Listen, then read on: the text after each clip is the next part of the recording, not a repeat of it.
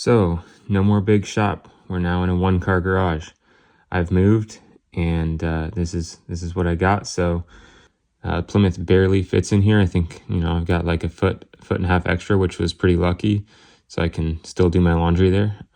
So it's been about a year since I did a video on this car, and I fixed a lot of stuff, got a lot of footage. So let's get caught up on that, and then I'll let you guys know what's going on with the car now that we're in a smaller space.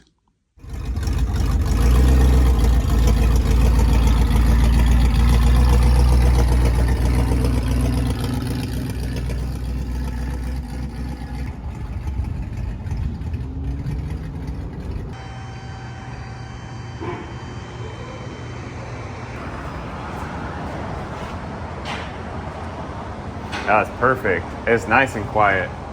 Oh yeah. Yeah. The hanger's cool. I like it all in the stock configuration.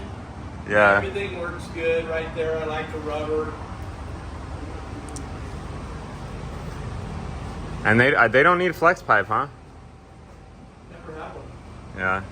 You only do a flex pipe in front wheel drive. Oh, really? Because your torque in the motor is going to go left or right. It's going to go like this. Where the front wheel drive will go this way. So that's why it needs the flex. Oh, okay. Right. Yeah, I guess there's not much movement here in those engine mounts, Right. I gotta chase down all these leaks now. Always something. Yeah. Awesome. Looks great. Thanks. That's perfect.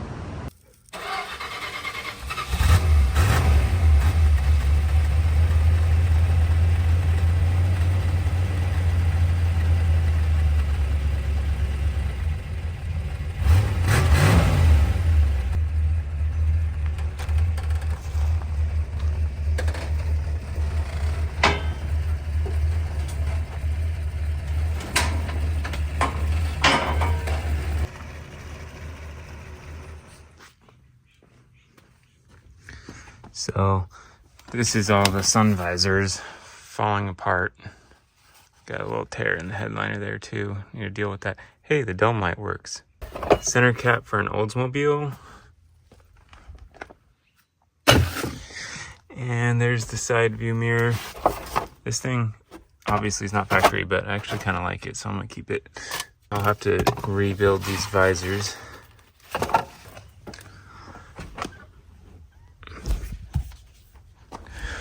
I don't know what this thing is.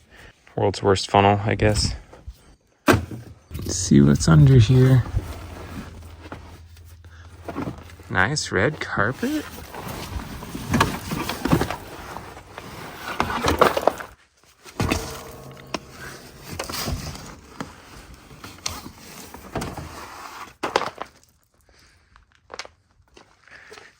Wow, nice carpet under there.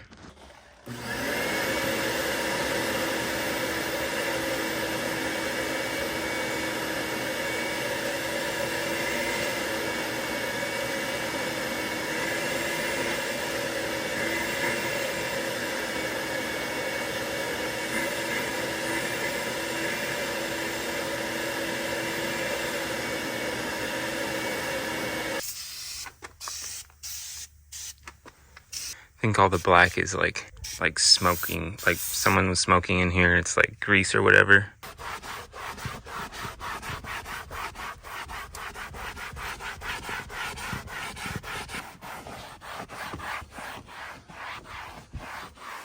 Oh, that trim is gonna shine up really, really good. This one's gonna take some scrubbing, but I think it'll come back.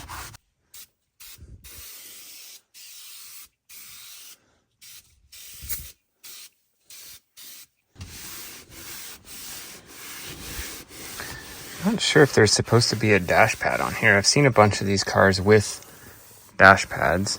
This one kind of looks like it didn't have one. Or if it did, someone did a really good job at taking it off. But I like it without a dash pad. It's not gloss paint up here like it's going to glare in your eyes or anything. It's like nice matte paint.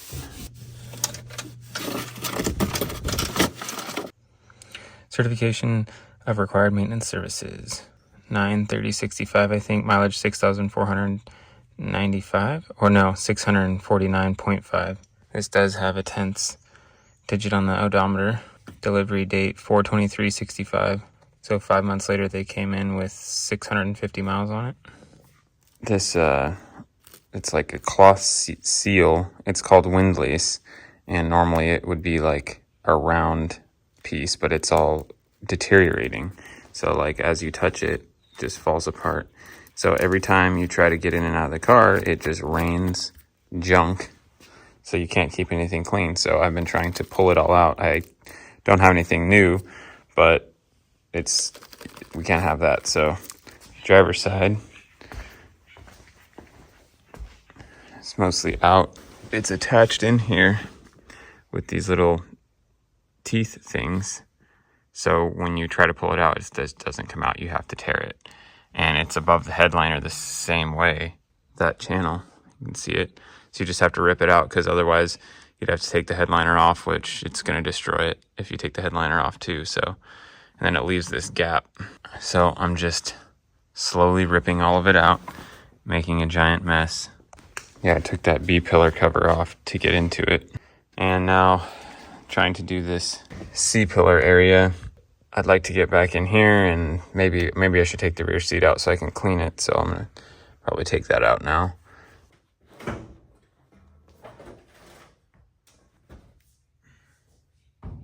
These are nasty old seat belts. We'll pull them out, get them cleaned.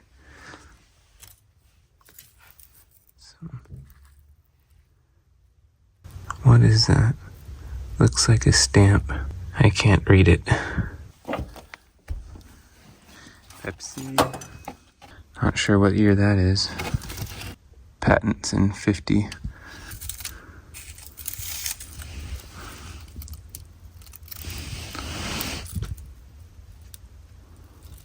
These almost look like, well, it says 10 cents on it.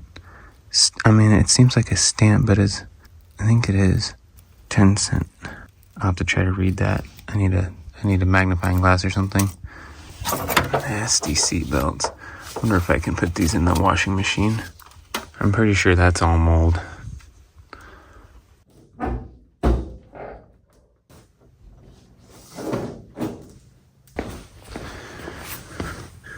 And there's a build sheet.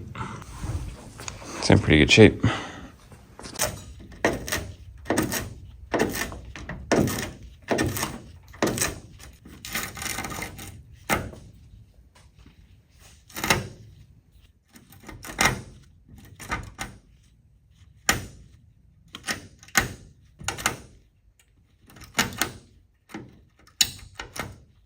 All right, there's all the junk the vacuum didn't take. And now, so I have all of I took all the sill plates out and just vacuumed as much as I could, cleaned up once again. Now I'm just coming into all the jams here and spraying them down with a degreaser. And then scrubbing. Just to clean, get the jams as clean as I can right now. And I just wipe them down. And that gets decently shiny and clean. They end up looking like that. And then the sill plate's gonna cover that glue and stuff.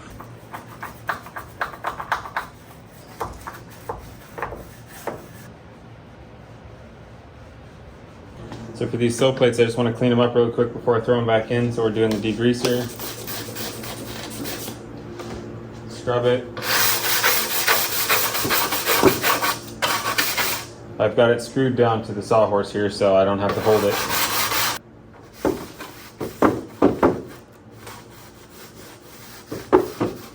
Throw a little polish on there. Hit it with the buffer.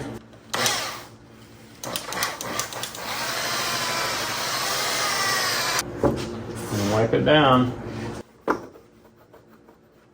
And that was about 2 minutes to get me a decent shine on here.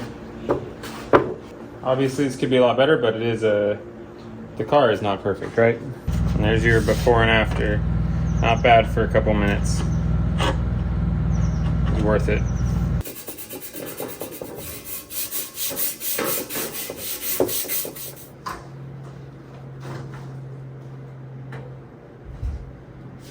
Look at that. It's got room for speakers in there. I don't know if I'll install any. I like listening to the car, but it does have room for them. This thing's pretty nasty looking, so I was thinking about either just covering it with some spare carpet super fast or making another one. Let me see what I have for carpet. All right, we got a couple options. We got this black. This is kind of more like felt. I don't know, I don't really like it. This is gray speaker box carpet. It glues and folds and stretches really well, but I don't have a piece big enough to fit the whole thing without a cut in the middle. And then we have this, I don't know, this stuff is pretty thick gray. I don't really know what it was for, but we do have it, and I could do the whole thing in one piece. And I think the car is gonna look better with gray up there. Obviously it should have red, but I don't have anything that's red.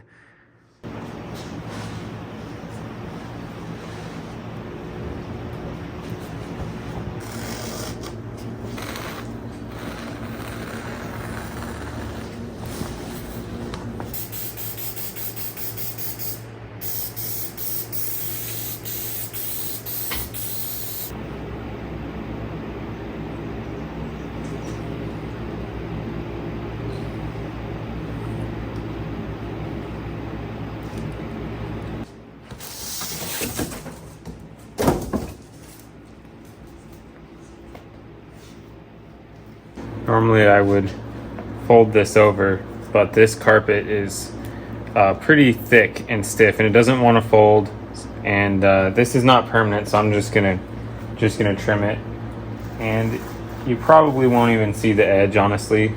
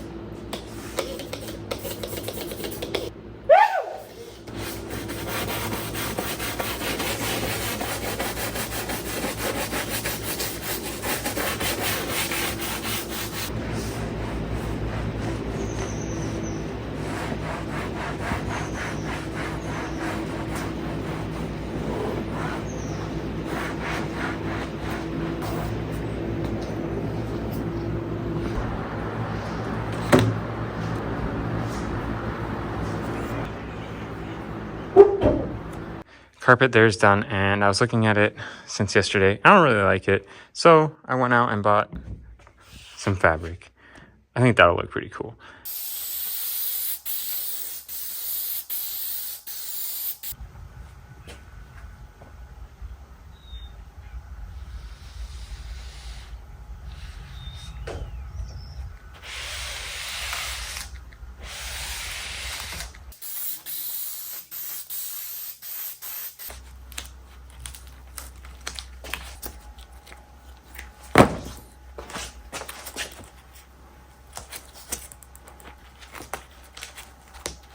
Ooh, look at that.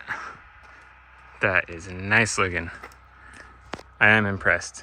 The red and the white. Couldn't have picked a better fabric. For some reason, I feel more excited about this than when the engine ran for the first time. It's freaking perfect. Look at it. And you're gonna see it glaring in the mirror. It's kind of cool, actually. Well, interior's been cleaned to the best of my short-term ability. This was about a day and a half of cleaning. Probably need to replace the carpet at some point there. The leather on the seats on the rear came out real nice. The leather on the front came out pretty decent too. This door panel looks good. The driver door panel is really the only one with a problem. The bottom of it looked like it took some water damage, but maybe I can smooth that out a little bit. Same, nice and clean over here. Nice door panel, and pretty decent up here. Where that sill plate was corroding, you can see it's missing some pieces, but it's good enough. As long as you don't catch a shoelace in there and rip it off or something, but it should be fine. And the dash looks decent. Could definitely polish up that bottom section a bit. For a quick clean, this is what it is. Looks pretty good.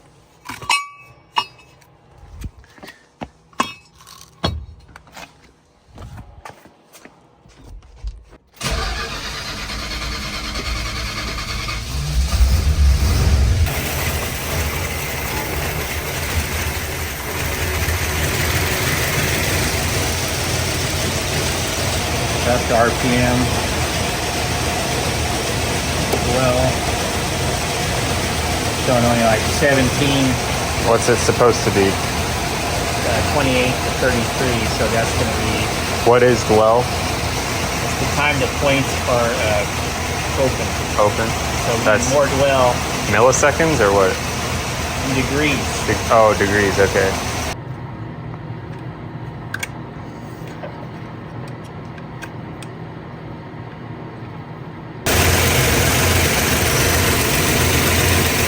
Yeah, it's like off the chart. See how that's like, some are over here, some are like, see how it's like a serpentine? Uh-huh. That's wrong. That's each cylinder hitting, and that's the wear of the distributor. They should all be lined up. So when you put this down together, it should be one piece. Oh, it shouldn't move so much. Yeah, it should be going all over the place. So the timing's different on every cylinder, basically. Yep. I gotta remember this. It's been such a long time. So this is the points right here. The coil, that's actually the spark plug. It's shooting across the spark plug. This is them all lined up together. What does this say? Secondary parade Parade. pattern, yeah. So that's definitely your distributor issue. You can see it right in there. That's crazy. They should all be perfect in alignment, every one of them. Nothing? Yeah, it went straight up to the top. Oh, that one? If you had a plug wire that had an open circuit, it'd be looking like that. Oh, I see. Constantly, if you had like a spark plug that had no gap, like the gap was closed on it, that would be on the rock bottom like that. Okay. So on there you can see that you're getting spark on every cylinder. Yeah. I just don't know. That distributor I think is so wonky that. Check the PCB that it's working. I have never took it off. I'm gonna take it off just to make sure it is actually working, you know. Okay. All right, we're up on jack stands now, and that is because I have a couple problems. We got some new wheels and tires because if you remember how bent this set of wheels was, totally unusable. And I have a new set over there, but I'm not gonna show you what those are yet. If you wanna try to guess, you can comment. So the hint I'll give you is that they're from a 90s Chrysler product and they are Japanese made, but I think they're gonna look pretty cool on here. So the problem here is those wheels, backspace offset with the tire size that I have is not gonna fit on here. I have to have spacers. The problem with that is these lugs are really short. They work fine with a steel wheel, but they do not work fine with a wheel spacer, an aluminum wheel spacer, because the aluminum is much thicker than the steel wheel. So I need longer wheel studs. Oh, and then the other part of the problem is that on the driver's side of the car, Chrysler put on left-hand thread lug nuts, thinking that that was gonna be better and they wouldn't come off.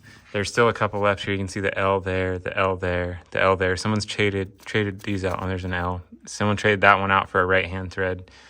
Those are pretty easy to change out. The rears, at least, you can just smash them out, smash in new ones. The fronts, someone has already traded this over for a passenger side hub. So it has right-hand threads in it. So that was an easy fix, but I still need longer lugs. And these are waged in, or essentially they act like a rivet between the hub and the drum. So the drum can't come apart and the studs also can't come out. You can't press the studs out without ruining the drum unless you cut them, as far as I've read. So I need to get these off and figure out how to change the lug studs out so that we can run spacers, so that we can fit the new surprise wheels and tires. But like I said, the rear should be fairly easy. Just knock those out and knock new ones in. Not worried about that. The fronts, I don't know if I have the tooling, so I'm gonna have to pull them off here and see what I can figure out. And on the passenger side here, you can clearly see swage mark where they've indented it and pinched the drum and the hub together.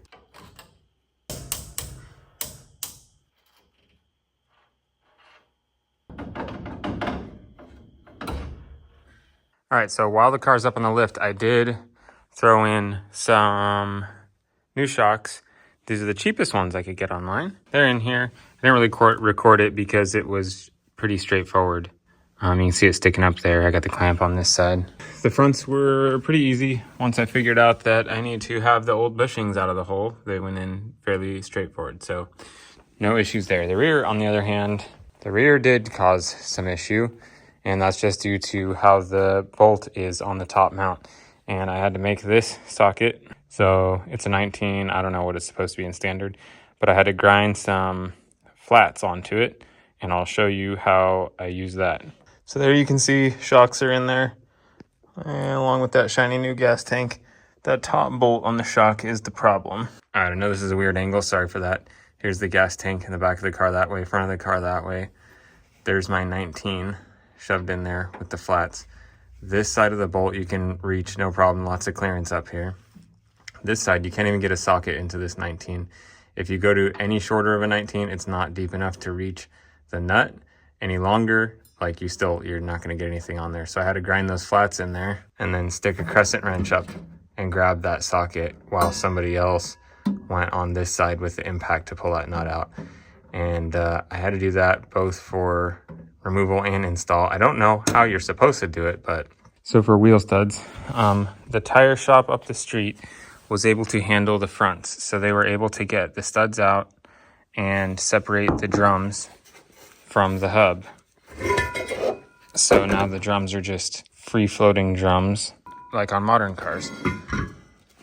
And they threw new studs in here that are just barely longer. We couldn't find any studs that were the correct knurl, so these are barely slightly smaller. So he just tacked each one of them in so that they won't move.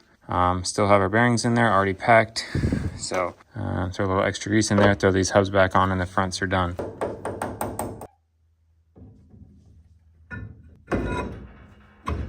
Here's one of the studs I pulled out of the rear. Just knock it out with a hammer. Found these at Napa. Just slightly larger knurl than the stock stud. It's like 0.002 or 3 inches larger, which I feel like shouldn't make a difference, but I just installed one and it was very hard to install. So I'm just using a socket over it. Obviously the drum is not on when I do this, but the socket over it and then a nut. I destroyed a couple lug nuts there just getting this one stud in. I had to rethread the stud because we kind of destroyed the threads there. Now this one's okay. And the other problem with it is if you look at the shoulder, see how that shoulder is a little taller?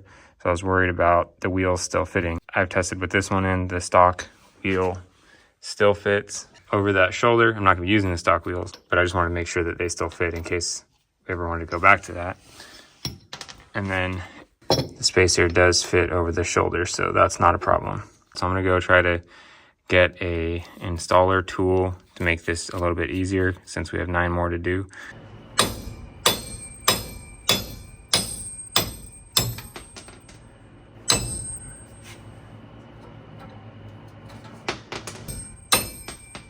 So installing the wheel studs for the rear, I had a pretty bad time with the first one I installed, and then I worked it out on the rest of the first hub. So there's a couple things that I did to make it a lot easier. First is the threads on the new studs are pretty much garbage. Like, I mean, you can see on that one, something's dinged it. You can't even barely get the lug nuts to thread onto them. So I've just been tapping the threads myself. Is that what you call it, tapping? Cleaning them up with a die to the point where the lugs are nice and smooth. So clean up all the threads. Second thing is grind down the knurl, because on this particular lug stud, it's just slightly larger diameter than the stock lug stud. So it was just very hard to put in. So I'm measuring diameter of the knurl at about 65-ish, and I'm going to bring it down to like 60 or 59-ish on the grinder. I'm using this soft abrasive wheel from Scotch-Brite. These are expensive. You could do it on a typical hard grinding wheel, but you just have to be a lot more careful.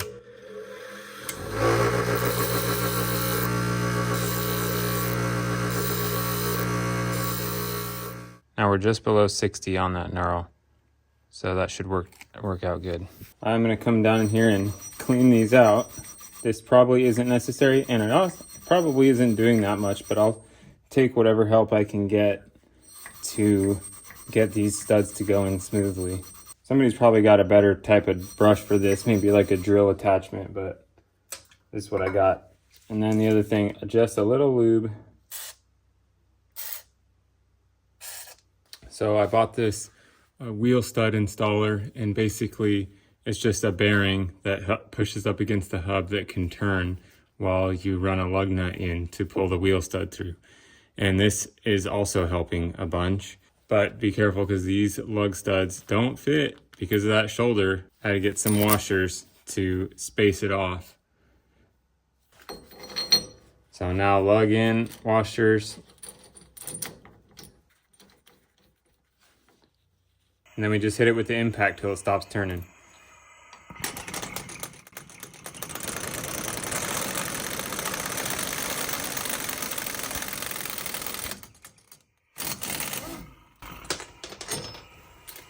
And there it is. And the lug nut still goes on smooth. If it doesn't, you can run the die down it one more time. All right, there's the finished product. Compared to factory, we got an extra quarter, maybe 3/8 of an inch on there, which is exactly what I wanted. That was just enough. And the drum fits that shoulder just barely, which is awesome because I didn't check that. This is the spacer I'm running. It's just a 2-inch hub-centric and lug-centric spacer, so it runs a tapered acorn nut to help center it, and it's also centered from the bore, which matches this. These spacers are for a 90s Jeep XJ. The hub diameter and bolt pattern happens to be the same as this car. 71.5 millimeter hub. Fits just perfect on this. I'm not a fan of wheel spacers, but in this case, I can't run these wheels and tires without wheel spacers.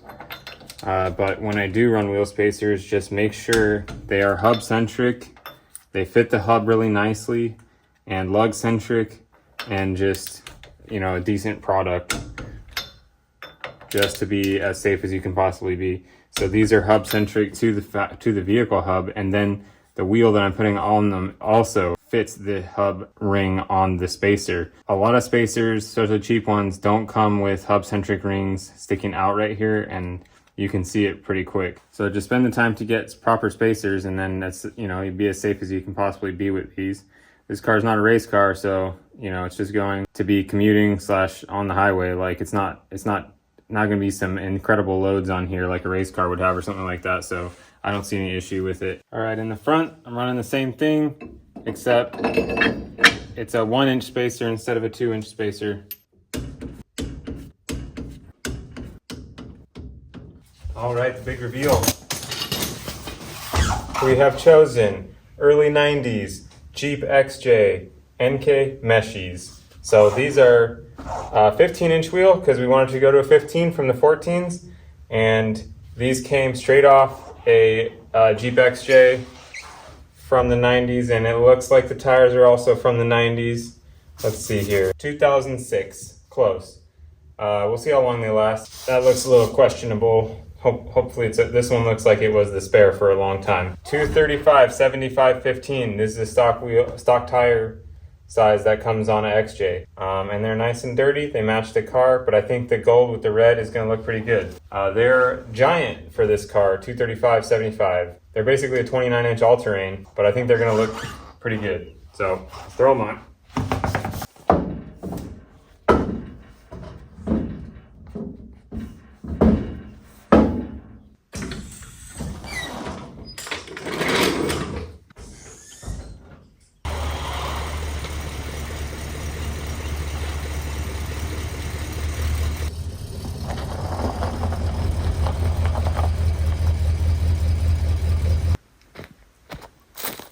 God damn. Those are some good looking wheels on this car. In my opinion, wheels are the make or break thing on cars. Like if you do them right, it makes the car. If you do them wrong, it's just, it kills it. And I think these are gonna be just perfect. I like actually the gold, how it goes with the red, and then the polished lip works with the polished trim. Maybe we'll do some more gold accents on this thing to kind of bring it out a little bit. And actually the white letter tires, I usually do not like white letter tires or white walls at all, but I think they work on this thing. And when I get another set of tires, I'm going to be looking for white letter tires for sure. I think that works real nice. It is very close to rubbing on the front when you turn right there, but I don't think it's going to rub. It may actually rub up in here, which is why I didn't run a 2-inch spacer in the front. I only ran a 1-inch spacer. Hopefully it won't be too bad. The rears, man, there are some big wheel wells in the back of this car. With the 2-inch spacer, there is still plenty of clearance here.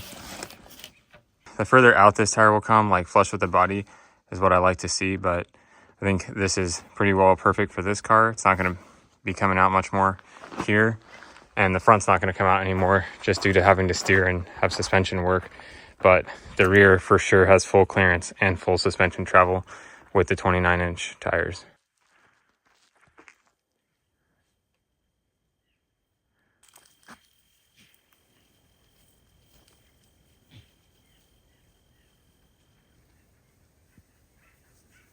Car looks good, doesn't it? And one of the wheels over here still has the Jeep center cap. I think that actually looks good. You need to find a full set of something to fit on there. Before I forget, here are the rear lug studs, Napa 641 1579, and the front ones, Dorman 610 290, just in case you have the same problem. The next item on the list is electronic ignition. So remember, neighbor Scott said that my distributor was trash. So ordered another one and just went with electronic ignition. So this was recommended by Justin Lotspeak, I think is his name. I think that's how you say it. 318poly.com. That website has so much information on the Poly motors. So if you have one of those, definitely check that website out. So he recommended this kit from Richard Ehrenberg on eBay. He sells his whole kit, so this is all you need to convert to electronic ignition. Has the boxy thing, the other boxy thing, some terminals, wiring harness, distributor, all the instructions. It basically converts it to a newer Mopar style ignition, I think. I could totally be wrong about that. Made in the USA, has everything we need, and I'm going to throw this on, and hopefully this will fix all of our erratic timing issues and give us problem-free operation for the near future here.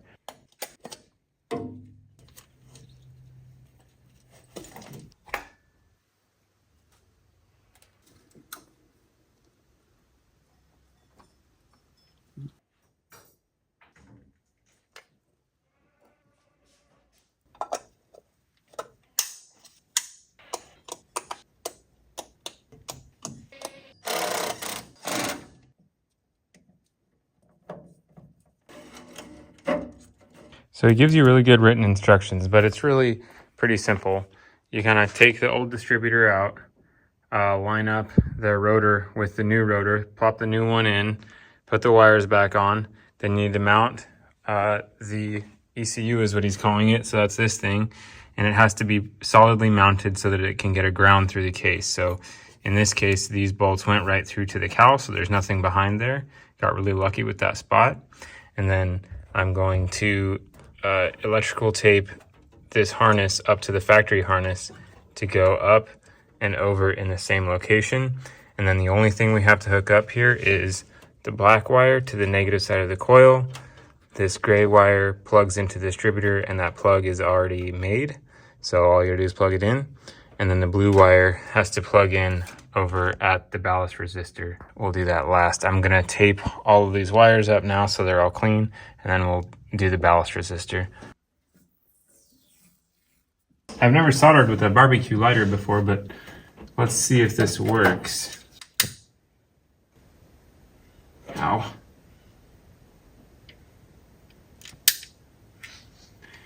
It works.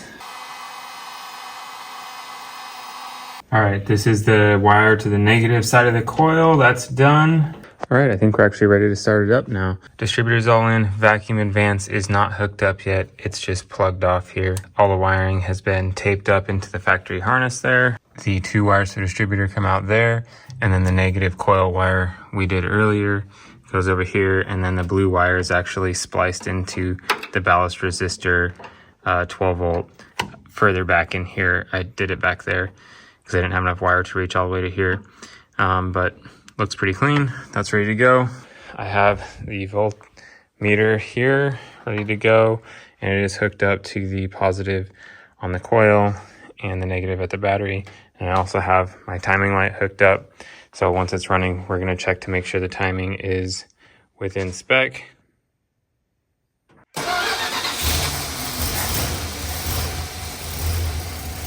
Looks like we got 9 volts at the coil, which is exactly what we want. And I don't think you guys are gonna be able to see it, but 3 degrees. So I'll adjust the distributor up to 8. All right, we're on first test drive. Directions basically say a crude way to check total timing is like go top gear and floor it basically. And if it's not detonating or pinging, then your total timing isn't too much at least. So I think we're in 3rd gear already. Do you hear anything? It doesn't. I don't hear it detonating at all. Seems fine. Not a whole lot of power, but so basically, if you do that, and we're not hearing any detonating, then we can hook the vacuum advance up and try one more time. Because once we hook the vacuum advance up, we're going to get more total timing. So if we do that and there's still no detonating, then we're at least in the safe range. I mean, for this weather and this fuel, like if it gets hotter in the fuel, if you go down in octane, then that's going to be different. But I'm going to hook the vacuum advance up right now.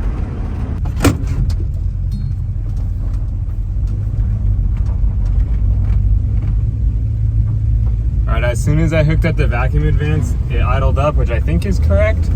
And the vacuum hose I have is barely long enough, so it might fall off, but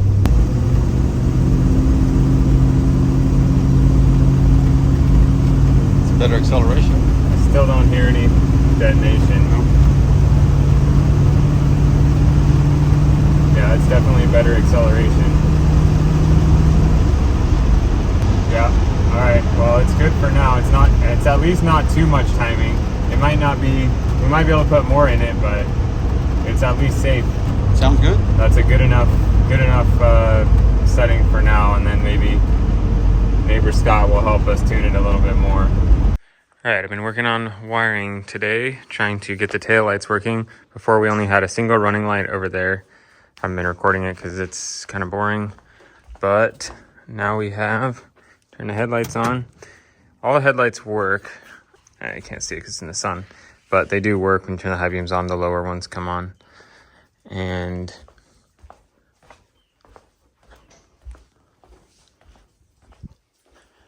now have running lights there. Thank you, Luna. Step on the brake. We got 2. Why are the trunk lights not coming on? Aren't those 2 trunk lights supposed to come on? Oh, because I have the harness unplugged still. All right, there we go. Plug the harness back in. We have 4 running lights. Why is that one brighter? I don't know. Step on the brake. Oh, there we go. Now we have brake on the left side. Let off.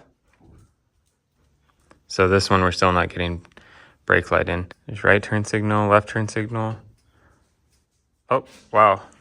Both the lefts turn on for turn signal. And then our dash lights work. There you go. There you go. We need to figure out why the second filament in this one is not coming on still. But basically the whole, like there's only 2 things I've fixed really with wiring. One is the brake light switch at the pedal. I just cleaned up all the corrosion on it. And the second is the flasher. This is the turn signal flasher relay. The old one was bad, so I bought a new one and put it in. It's only like $15, and that's just buried behind the ashtray here. But that's all I've really done other than replacing bulbs. But all the bulbs are just super corroded in here. So like this bulb, you need to press it in and turn it to come out, but the bulb is broken off the base. So we're gonna have to dig it out of there. And this one, these are the front turn signals. And this one, it's just like solid locked in there. So soak it with penetrating oil and probably end up breaking them to get them out of there, and then cleaning up the contacts and putting new bulbs in, and then they'll probably work. But it's nothing special here, just putting bulbs in and cleaning everything. All right, we made a first trip down to the gas station. She's thirsty.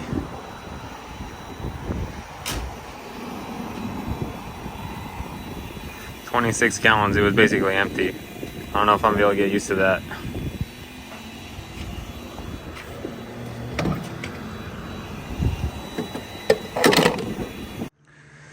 And of course, here we are back at home after putting 26 gallons in it, and we have a fuel leak. Full tank, and we think it's the sending unit ring seal, but it's really tight up in there. I'm pretty sure it is, yeah. Now it's coming out faster. Well, he tried to knock that ring closed, and it started leaking worse, so we threw a bucket under there, and then we got a second one here, siphoning now out of the tank, trying to get all the fuel just down to at least half a tank so it'll stop leaking. Found this giant bucket on the side of the road when I was riding my bike one day, and I was like, you know what, I need that bucket. And I did need it.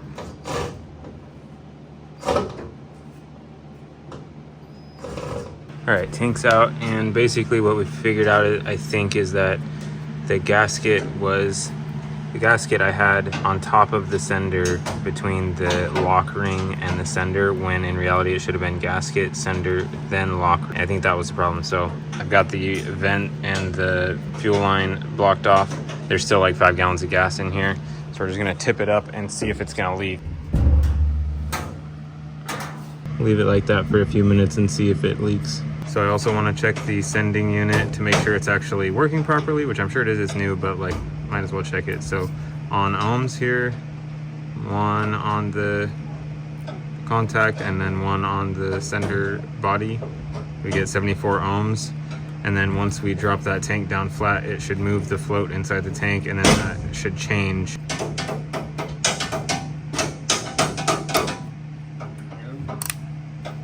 What song is that? Huh? What song is that? I don't know. So I think our leak is fixed. I got the tank laying flat now. We're at 64, so it changed by 10 ohms. So it's definitely working. Any other problems are just in the car's wiring somewhere, so I can figure those out later. Back towards the back.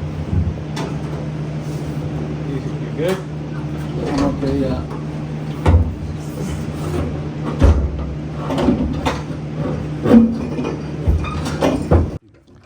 I don't know how this works, but I put 1, 2, 3, 4 cans and my big bucket back in, and it turns out there's more fuel now because it doesn't all fit in the tank now. I don't know, half a gallon left, so we overflowed the tank. But the good news is it's not leaking out of the bottom. Nothing there. So I think it's fixed. He's over here working on license plate light. So we got a new bulb, and then he polished up the lens and put a new wire on, soldered a new wire into there. Just clean it all up. All right, so I've been driving the car a little bit. Drove to work one day. Not really any issues other than like a little vibration at speed, but nothing crazy. Hasn't had any major leaks. But one issue I've had is the carburetor is just not happy. Opened it up and gone through the gaskets and even put a little bit of gasket sealer on them just as an attempt to get it to stop dumping fuel, basically. I'm pretty sure it's just running super rich all the time. When you stop it and it's hot, you just get fuel leaking down into the intake, and you can see it smoking and coming up. It's not coming out of the breather. It's not coming out of the, out of the bowl through the breather. I can't figure out where it's coming from. The throttle shaft is a little bit loose. Like there's a decent wiggle there. Just when it sits, like even fuel will leak, I think, coming through the throttle shaft, just out onto the intake manifold. So to get a set of gaskets, basically, I'm buying the whole carb kit because that's all that's available locally, and I don't have time to wait a couple days just to get a couple of gaskets. So every time I do that, it's $30. So I'm in, if I do this again, three carb kits for gaskets, we're at $90. Amazon carb, so eBay carb, you know, China carb, is like 90 or less. So 3 sets of gaskets and I'm in the same price as a new carb, which, you know, not the best quality thing, but if it works and doesn't just dump fuel in when I don't want it to and leak everywhere, maybe we've made some progress. So here's what I've got. It looks pretty similar, and the reviews on Amazon were actually quite good. Looks very nice. We'll see how that goes. And then even when pulling the old carb off, like, you can see it's just wet in there, and I haven't even run this thing. It's been more than 24 hours, almost 48 hours since I've run it. And then I took it off, and the gasket is just soaked with fuel. So there's fuel down the intake manifold over here, so it's just pouring, really. It's also got a bit of a hesitation now. When you put your foot in it, and it hesitates for a sec and then goes kind of. Hopefully there's some sort of improvement. I'll throw this other carb on and we'll see if we get any improvement here. It's almost like I need to drill out the mounting holes here. They're just not quite the same dimensions.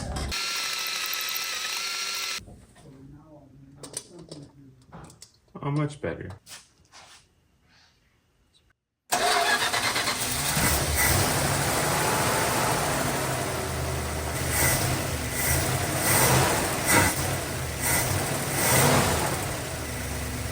So it's idling on this step right here. Kind of dropped off onto the main idle screw from the choke idle screw. And I just don't know enough to know how to adjust it perfectly, but it doesn't like it when you give it full throttle like that. We're just gonna go drive it and see what happens. Novi, what are you doing? Come here. Hi, baby.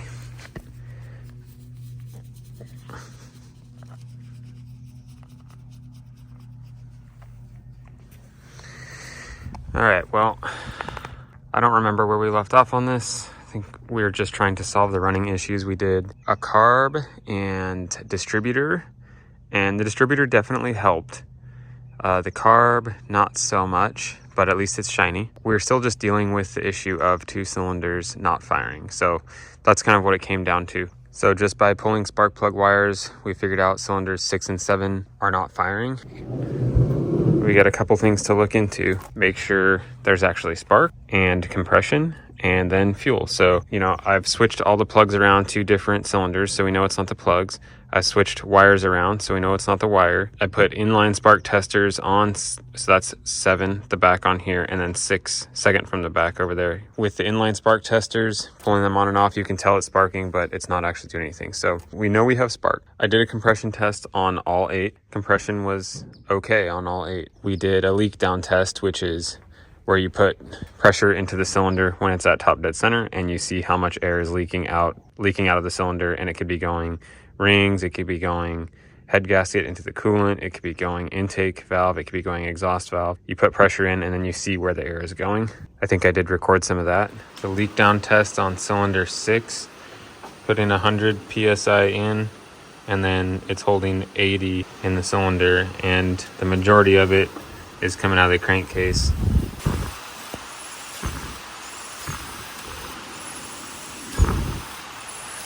I can hear a very small amount from the carb, so there's like the intake valve.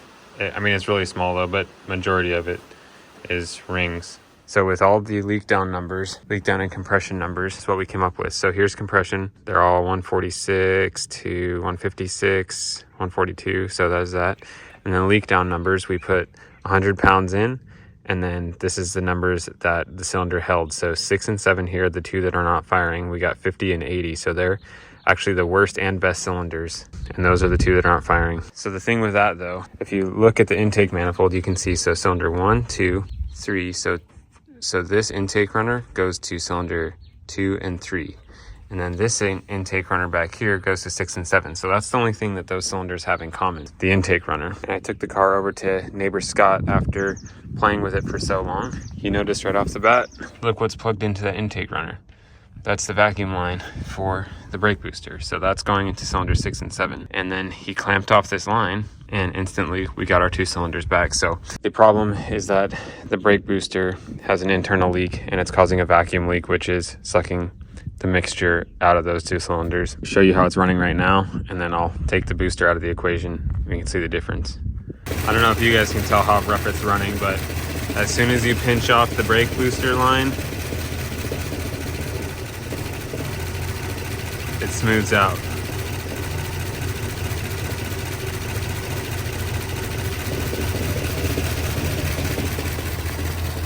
And with that line capped off,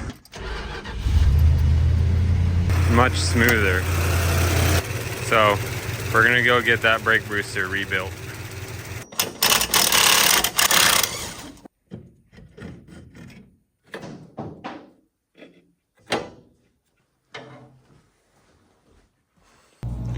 Alright, there it is, nice and dirty.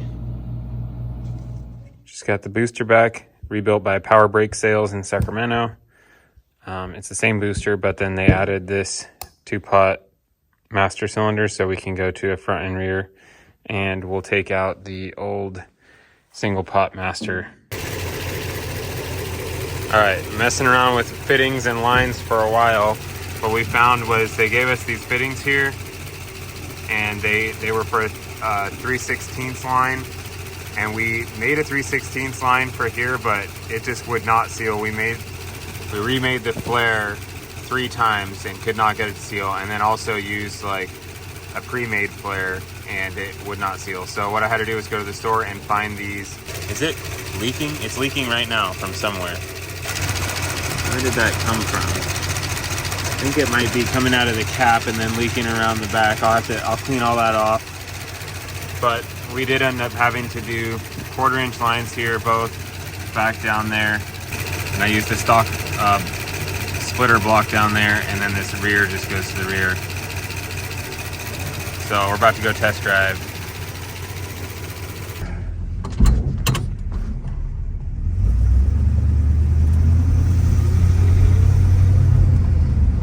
I feel like it's got a lot better response from just the takeoff. It just kind of goes for it, and then the brakes are actually like way stronger. So it seems like the brakes are a lot better, much happier with the brakes, and it runs a bit smoother now too. Accelerates better.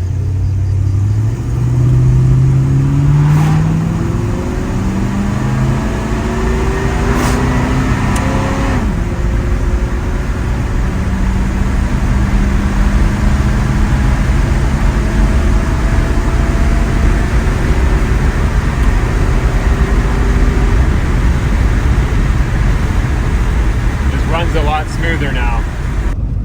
So we're not sure if the power steering works at all. There's a big like gap, like when you turn like this, there's like a lot of empty space, which is probably the steering box. And then when you go around a corner, it takes a decent amount of muscle once you're past, you know, just like a little bit of steering wheel. So I think we're gonna disconnect. We're gonna take the belt off of the power steering pump and see if that makes it worse or if it doesn't change anything.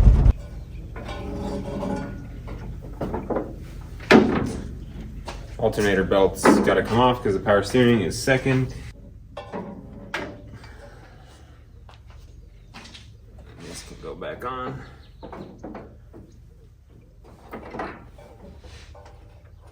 No more power steering belt. Also, we do have that giant leak down there, so if it's not that much different without the power steering belt and the leak is less because the power steering pump isn't running, I'll be happy for now until I can get a steering gear or a rebuilt steering gear in here. So let's test this out. Novi, come on. Come on.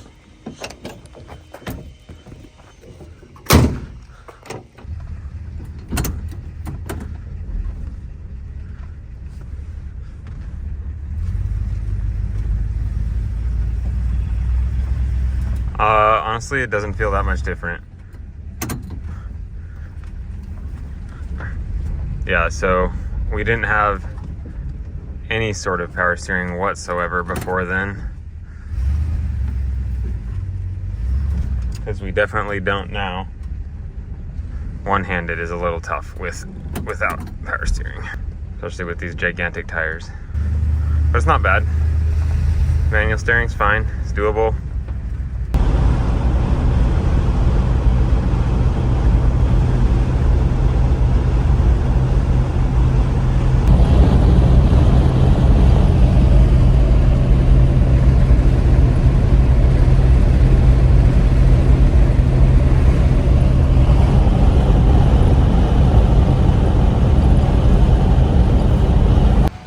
It's running real good now, nice and smooth. Stop at the gas station here because I have no fuel gauge, so I have to fill up every time I go somewhere because I can never remember how much I've been driving and I don't know what mileage it gets.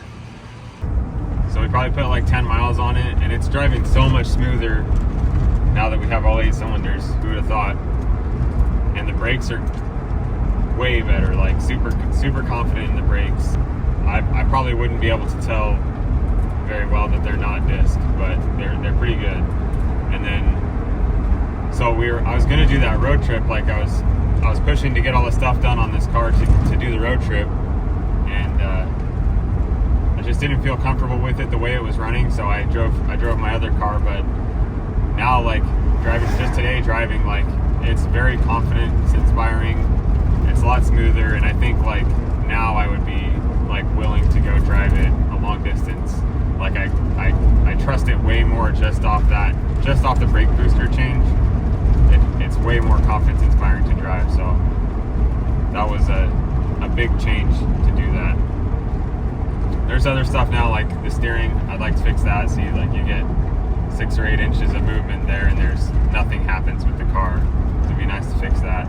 And then the rear leaf springs, it's pretty saggy in the back. I'd like to bring it up, so I'd like to get new leaf springs for it, but it drives pretty good other than that.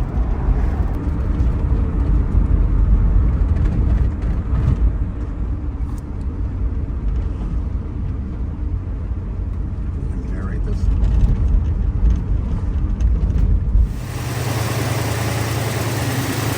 Alright, so I have the voltmeter hooked up. It's high 13s, bumps up over 14, sometimes over 15, like right there. Like a 15 and a half, just not stable. Probably at 1500 RPM right now. And then you could see the headlights.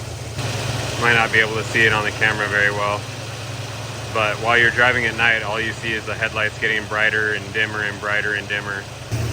So we're gonna throw this one in and see if that changes anything. All right, there's the old one. Looks like it got hot at some point there. New one in and it's smoking.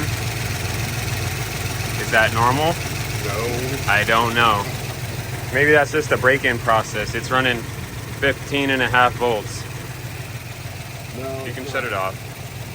I was reading the directions here, and it says new electromechanical regulators may smoke for the first 30 minutes of operations because the resistors are varnished or something like that, and then they'll smoke when they warm up. And then also you can't really rely on the voltage measurement for the first 20 minutes while it's stabilizing. So we have it turned around so the exhaust doesn't stay in the shop, and it's just sitting here smoking.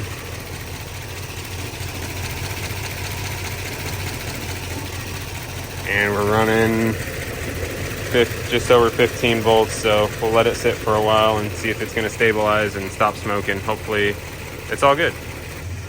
All right, we've been running about 15 minutes. No more pulsing in the headlight. Voltage has stabilized down to about 13.2, and we're not getting any fluctuation. No more smoking. So I think we are ready to go here.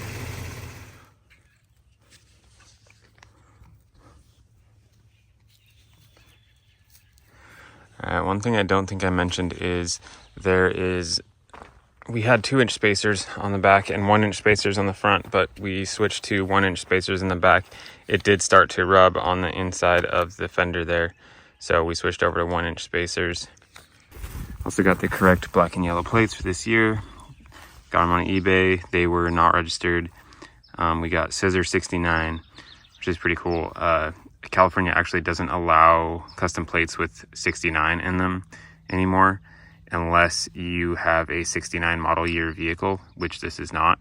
So I think I was actually pretty lucky to get these registered, but they are on now. And then inside we did a cover on the front seat. It's pretty good. The foam's kind of sagging, so you sit a little bit crooked, but for the most part you don't notice.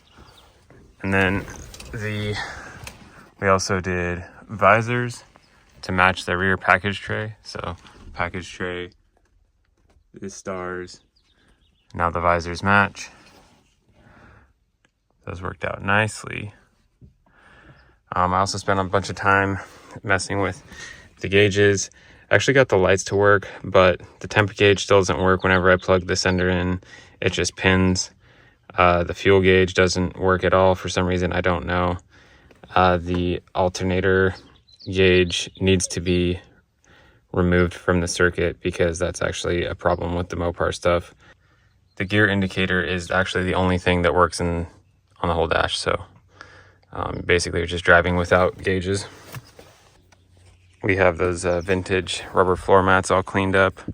The seats turned out really nice in the back. We also had a new windshield installed. I don't know if I have video of that, but that was a good $800. Apparently the 4-door sedan windshield is different than all the other ones, and this was like the last one in the state, so it was really expensive with the rubber and install and everything. It came out to about $800. Still doesn't run quite right. I'm not super happy with the carb. I don't know enough about tuning to make it much better. It really is not happy when it's cold. Have to let it warm up for quite a while before you can drive it. Also, the heater core leaks, so I removed all the heater hoses and just looped it around back into itself. And there's no heater for now, so we'll have to get to that eventually. But I've put a few hundred miles on it, and since we fixed the issue with the brake booster, it stops much better, and we're getting 14 miles to the gallon instead of 10, so that was a great increase there. And I've put like I said, I've put a few hundred miles on it, getting more comfortable with driving it around. Of course, we have no gauges, so that's kind of annoying, but you know, it drives nice. It rides real smooth. Steering is probably the next big issue of the looseness and the steering box, but that's like a $500 steering box. And the springs in the rear, it sags. I do want to get new rear springs. Probably also going to be $500. The Mopar tax is real. Spent a lot of money on this car. If it was a Ford or a Chevy, would have been a lot easier. Maybe I should have bought something else, but I like the way it looked. I like the paint, I like the white and red. It's a good looking car. Well, we just had a catastrophic failure. That's not good. That is the axle shaft. You can see the lug nuts are still in it. Hey, at least the body's not damaged. Yeah, that's Dude, is this like that's like a, we're stanced now. It's stanced. The Civic guys will love this.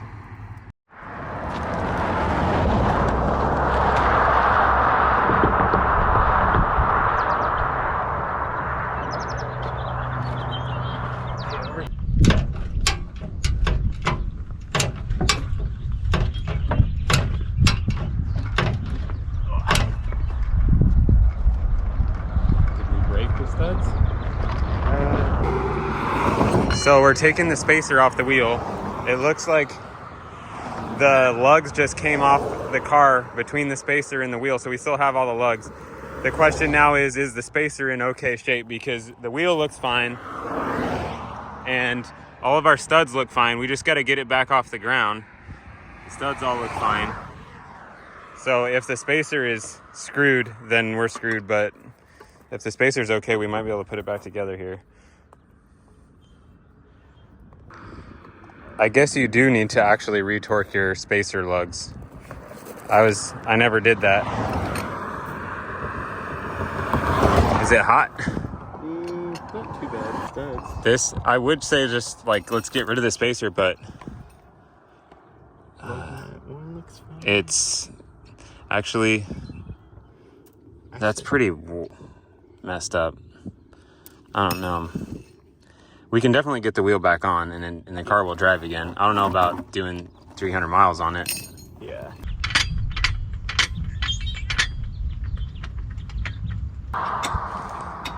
The threads on the lugs are so bad that I can't get the lugs back on. Car coming.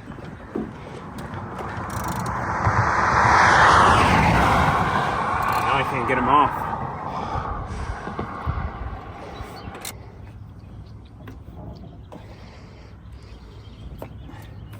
They're on there good.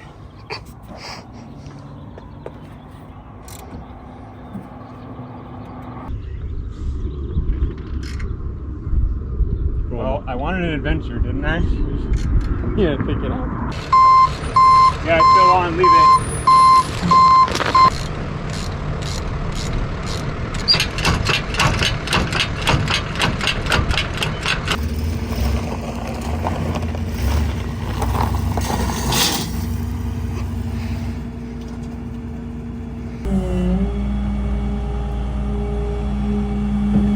Did you get a good picture of it with the wheel side? I don't know if I did.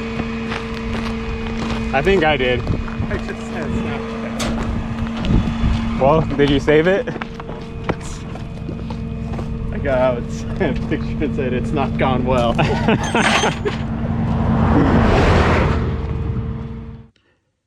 So since that adventure of the wheel falling off, I did fix it. We did end up having to do 5 lugs. I had to replace the rear lugs again.